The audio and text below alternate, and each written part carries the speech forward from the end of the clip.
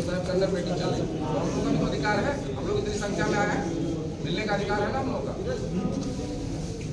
हम लोग अपनी बातें रखेंगे।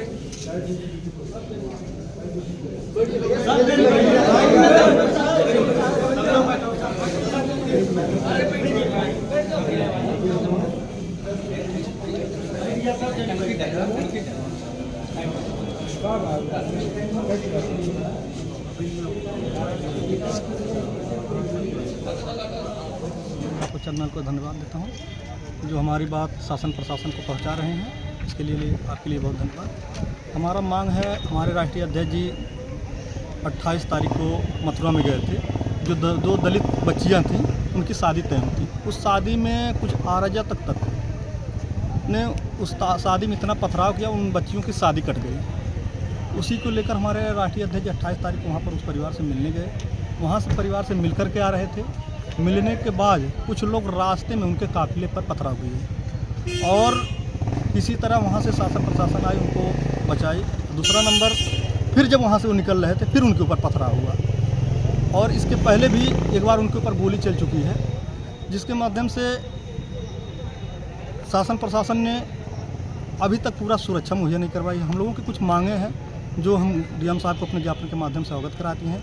तीसरा नंबर, हम लोग ये चाह रहे हैं कि जब एक चुना हुआ जनप्रतिनिधि सांसद हैं नगीना से, वो सुरक्षित नहीं है तो आम नागरिक क्या सुरक्षित रहेगा। तो हम लोगों का ये मांग है कि जो दलितों पर या ओबीसी पर, माइनॉरिटी पर जो हत्या दिन ब दिन बलात्कार लूट डकैती बढ़ रहा है, मैं शासन के माध्यम से माननीय राष्ट्रीय पार्टी महोदय के माध्यम से हम लोग एक मांग करते हैं कि उनको जल्द से जल्द सुरक्षा अच्छी तरह दिया जाए।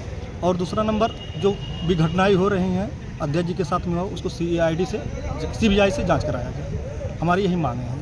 और इसके माध्यम से आपको मैं एक चीज़ और बता दे रहा हूँ, अगर हमारी मांग नहीं पूरा हुआ तो 10 मार्च को हम लोग तहसीलवार ज्ञापन देकर धरना देंगे। मामला था, आप लोग ज्ञापन दिए हैं। मामला मथुरा में जो है 2 बच्चियों की निर्मम तरीके से, एक बच्ची की हत्या हुई, उसकी लाश मिल गई और दूसरे बच्ची को किडनैप कर लिया गया। अभी तक कुछ पता नहीं चल पा रहा है। इस तरह से घटनाएं जिले जिले में हो रही हैं। तो आदरणीय चंद्रशेखर आज़ाद जी, नगीना सांसद, जो हम लोगों के देश के जो है एक नेतृत्व करता है, बहुजन समाज को लेकर के बहुजन समाज की आवाज़ को जिंदा करने का काम कर रहे हैं। वो उस पीड़ित परिवार से मिलने जा रहे थे, उनको जो है न्याय दिलाने के लिए उनकी बात सुनने जा रहे थे। तो रास्ते में ही विपक्षी लोग जो सत्ताधारी लोग हैं, ईंट पत्थर से जो है पथराव कराए और बताया जा रहा है कि हथियार से भी लैस थे।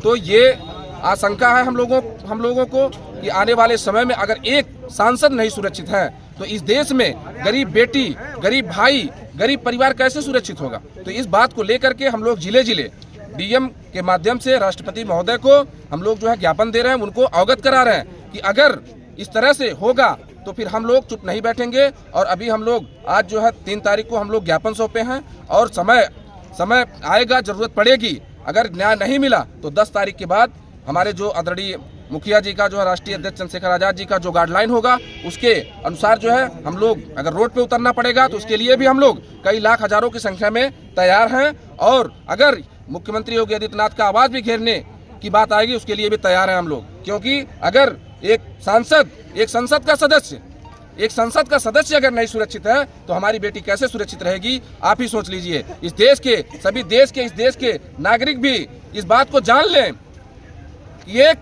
दलित परिवार सांसद होने के बाद भी नहीं सुरक्षित है तो एक बेटी को न्याय कैसे मिलेगा। लेकिन सरकार तो 0 टॉलरेंस की बात करती है। ये सरकार जो बात करती, सरकार तो बातें जो है बहुत बड़ी बड़ी करती हैं, ये तो सभी लोग जान रहे हैं। सरकार जो है खाली ये भ्रष्टाचार को जो बढ़ावा दे रही है, इसको हम लोग रोकने का काम करेंगे। आने वाले समय में ये बहुजन समाज सरकार को उखाड़ फेंकेगी, आज़ाद समाज पार्टी इस सरकार को उखाड़ फेंकेगी। और ये जो वादे करते हैं, इनके वादे में इनके जुमलेबाजी में कोई दम नहीं है। ये जनता पूरी जान चुकी है। अगर दम होता तो 15 लाख का वादा, तमाम तरह का वादा, भ्रष्टाचार को खत्म करना, आज जो है मथुरा में और जो है कुशीनगर में तमाम इस तरह से घटनाएं हो रही, घटनाएं नहीं होती। तो इनका खाली वादा है, काम कुछ नहीं है, ये 0 हैं। अब इनसे सरकार नहीं चलेगी। अब ये जो है एकदम अत्याचार पे उतर चुके हैं, लेकिन हम लोग इसको बर्दाश्त नहीं करेंगे।